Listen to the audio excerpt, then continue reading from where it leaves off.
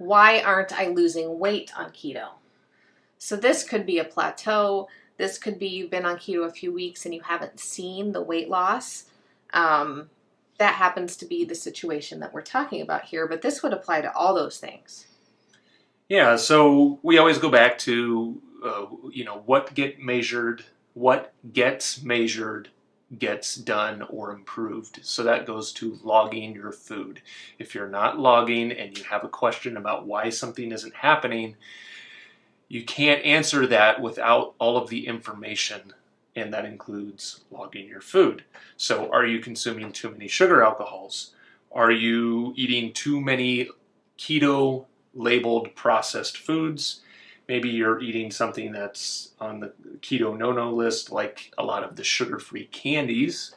Maltitol. Because of maltitol. Or are you consuming a lot of diet sodas because they happen to be quote-unquote keto-friendly? Maybe you're overindulging in that. Or you're just eating a lot of sweet-tasting things. And this whole concept, right? When we taste sweet on our tongue, there is a response from our body.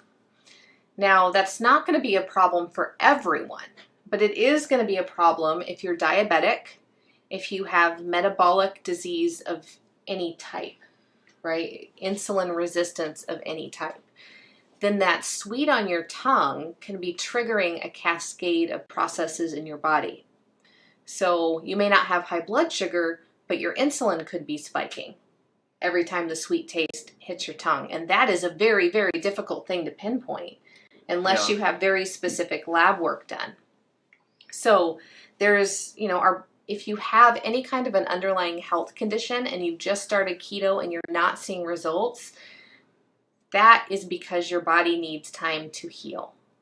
So I also think sometimes people ignore that they think that keto is a panacea, right? A cure-all, when you might just have some other underlying health condition or a new health condition that you don't know about. It might be time to go see a doctor.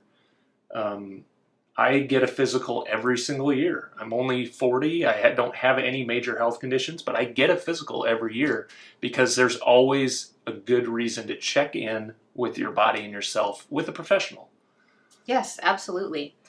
But speaking to underlying health conditions, when you go keto, you omit things that are very inflammatory to the body. So things like sugar, flours, of all grains. So especially inflammatory can be corn and wheat. Right? We know that there's all kinds of research. Modern corn, modern wheat, cascades of inflammation. Rice flours, things like this that can spike our blood sugar. So you got rid of sugar, you got rid of grains, and you've gotten rid of some of the other things. So you're doing something good for your body, but you didn't get yourself to the state of poor health in a week or 2 weeks. So you've got to give your body more time than that. I lived with chronic health conditions for decades, and it will take me decades to completely heal my body and to reverse those things.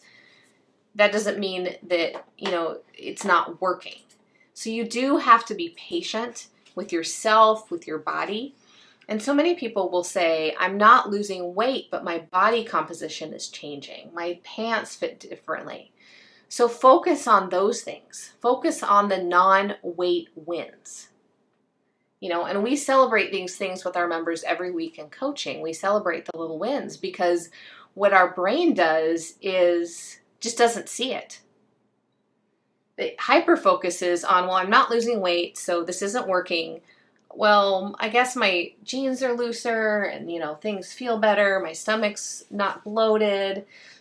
But your brain just discounts those things. And I think that the best example we had was a member who said he was out in public and happened to catch an unexpected glimpse of himself in a mirror.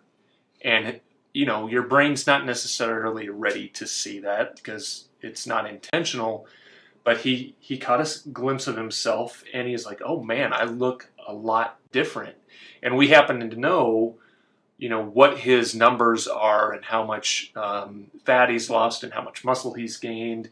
And, the glimpse in the mirror is probably more important than the numbers, because it's like, oh wait, that's jarring. me. Yeah, it's like, oh, I did that. I made that happen.